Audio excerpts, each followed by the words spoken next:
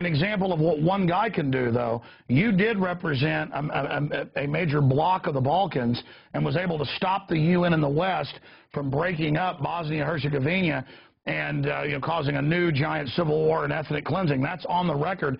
And so it's an insight into what one guy can do, standing up and being moral, but it's also an example of the type of behavior we see from the UN and others. So briefly, tell folks that story. Yes, as for Bosnia, sure, the United Nations and the European Union were going to carve them up into three little pieces, rob them of the United Nations membership,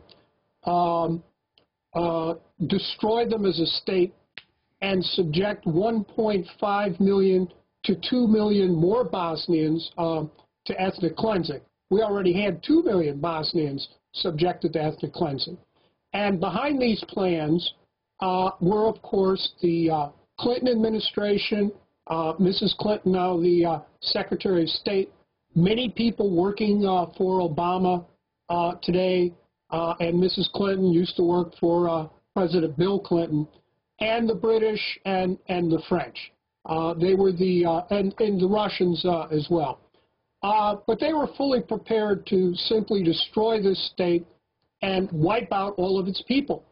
And the UN bureaucracy, all their lawyers, went along with it. And so I could just say from my personal experience, I was Bosnia's ambassador to the World Court. I stopped this from happening. But the UN bureaucracy, bureaucrats, these people are completely rotten, corrupt, despicable, unprincipled, and fortunately mediocre. All their lawyers, politicians, diplomats are pretty mediocre people. But you certainly can't trust them. And number two, however, I think we have to understand, I know there's people who in good faith believe the UN is going to take us over, or UN helicopters. The UN does what we tell them to do. If Mrs. Clinton calls up Ban Ki-moon, he hops to it and says jump, he says how high.